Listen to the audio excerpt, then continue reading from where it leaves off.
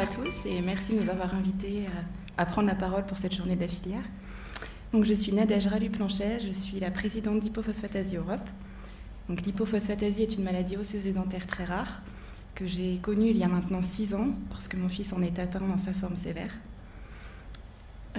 Et j'ai d'ailleurs dû arrêter ma profession d'infirmière pour m'en occuper. Donc, après 4 années à apprendre à vivre avec cette maladie, je suis devenue la présidente de l'association nationale en 2019, une association qui existait depuis déjà 15 ans et qui a fait un gros travail pour faire évoluer la prise en charge de cette maladie. Donc, le pourquoi de cette formation. Donc, si je suis devenue parent experte de la forme de la maladie de mon fils, il me manquait des notions pour arriver à devenir parent experte, intervenante pour aider et soutenir au mieux les familles. Donc, la formation arrivait donc au bon moment pour me donner l'opportunité de me détacher de mon rôle de maman et de pouvoir me former, prendre confiance en moi en tant que présidente. Donc, l'envie de m'investir dans l'éducation thérapeutique du patient et d'y apporter mes connaissances devenait une évidence. Donc, l'isolement accompagne malheureusement très souvent la maladie rare. Le Covid n'ayant pas aidé les rencontres entre associations, il est difficile d'échanger avec des personnes comprenant ce que signifie vivre avec une maladie rare. Donc, en faisant cette formation, j'avais espoir de trouver d'autres parents comme moi, seuls, mais déterminés à participer à l'évolution des prises en charge des maladies rares en France. Donc, j'y ai fait la rencontre de Delphine et de son association, qui n'est pas venue avec cette formation avec les mêmes objectifs que moi, mais nous nous sommes rendus compte que malgré nos maladies différentes, nous avons beaucoup de points communs. Donc, je suis Delphine Vissac, la présidente de l'association Tremplin Syndrome de Pierre-Robin. J'ai pris mes fonctions en avril 2021 au sein de l'association qui existe maintenant depuis plus de 20 ans. Je porte la voix des patients et des parents dont les enfants sont porteurs d'une séquence de Pierre-Robin, comme c'est mon cas, puisque j'ai une petite fille de 3 ans et demi qui est atteinte de cette maladie rare, caractérisée par un ensemble d'anomalies bucco-faciales. En ce qui me concerne, j'ai souhaité prendre part à cette formation pour plusieurs raisons. D'abord, le constat qu'il est difficile de trouver sa place de parent entre les soins et les câlins, car nous ne sommes pas les patients, mais bien les parents. Ensuite, la difficulté à gérer la charge mentale et émotionnelle, que ce soit le calendrier des rendez-vous, la responsabilité de faire des soins, ou l'incertitude de l'avenir de notre enfant. Il y a également la problématique de l'accumulation des démarches administratives et sociales pour pouvoir s'occuper de son enfant. Et bien sûr, l'isolement, celui de la maladie qui impose certaines contraintes ou celui que l'on vit intérieurement. J'ai pensé que la formation pouvait être un moyen d'aborder toutes ces questions et d'avoir un espace de réflexion pour y trouver des outils et des ressources adaptées. Pour beaucoup d'entre nous, il y avait peu de notions du cadre de l'éducation thérapeutique du patient.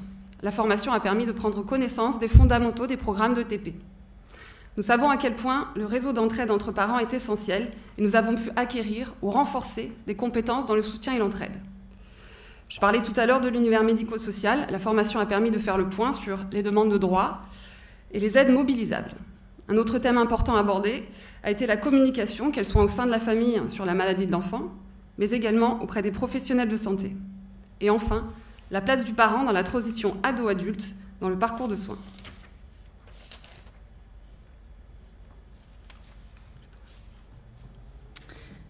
Donc, mon vécu de cette formation. Alors, pour ma part, au vu du quotidien lourd avec la maladie et habitant loin de Paris, le format en distanciel me convenait parfaitement, limitant les déplacements et les absences. Je n'aurais pu pas la faire sur Paris. Le fait d'être un petit groupe de parents vivant la maladie rare à des âges différents, avec des vécus différents, a permis des échanges émotionnellement forts, avec des partages d'expériences enrichissants, de gagner en expertise aussi. Nos échanges ont permis de prendre du recul, de mieux préparer et acquérir une écoute active et efficace au plus près des besoins des familles. En tant que jeune maman, je me sentais à l'aise pour accompagner les familles avec des enfants de bas âge, mais j'étais plus en difficulté face à des ados ou des adultes qui me contactaient, n'ayant aucune expérience personnelle en lien avec cet âge. Donc échanger avec des représentants associatifs ayant vécu ces phases, ayant de l'expérience, m'aide à mieux les accompagner. Cette formation m'a confirmé l'importance de l'éducation thérapeutique du patient et de notre place légitime en tant que parents experts afin de les accompagner, de les guider et de leur apporter des connaissances sur leur maladie. Donc, au fil des semaines, j'ai acquis, mais surtout conforté des connaissances que je disposais.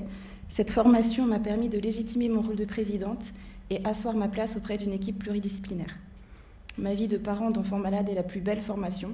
Il me manquait juste les outils pour pouvoir m'en servir. Encore très sollicitée par la maladie de mon fils, qui a encore beaucoup à m'apprendre apparemment. Je ne peux malheureusement pas m'investir autant que je le souhaiterais dans une continuité de formation. Donc l'objectif sur lequel je me concentre est de continuer les échanges constructifs avec nos experts de la maladie, ainsi que les échanges associatifs, afin de maintenir une dynamique autour de la maladie rare et d'améliorer la vie de nos malades.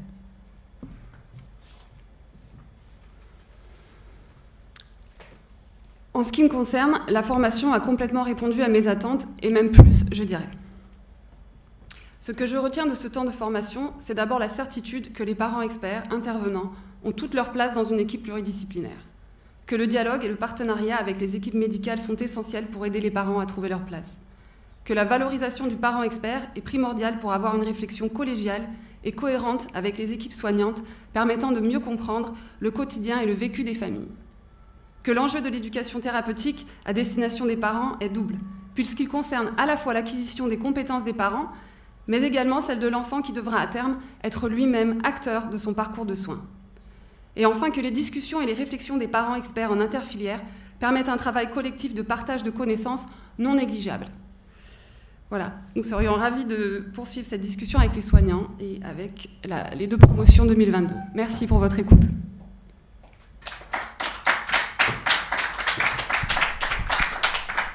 Merci beaucoup. Donc j'ai l'impression que vous recommanderiez quand même la formation. Oui, tout à fait. Ouais. Ouais. Ok. Ouais, très bien. Comme on l'a répété plein de fois, on le redira, effectivement, il y a beaucoup d'infos sur le site de la filière, donc, y compris les contacts de vos associations respectives. Donc le but, c'est de mettre en contact les gens et que, voilà, de faire en sorte que toutes les infos passent, de faire la publicité au sens non commercial du terme, des associations, des formations, etc. Donc vraiment, diffusons l'information au maximum. S'il y a des questions, le temps pour une question. Oui, Madame Abadi, encore. Je répéterai la question. Allez-y.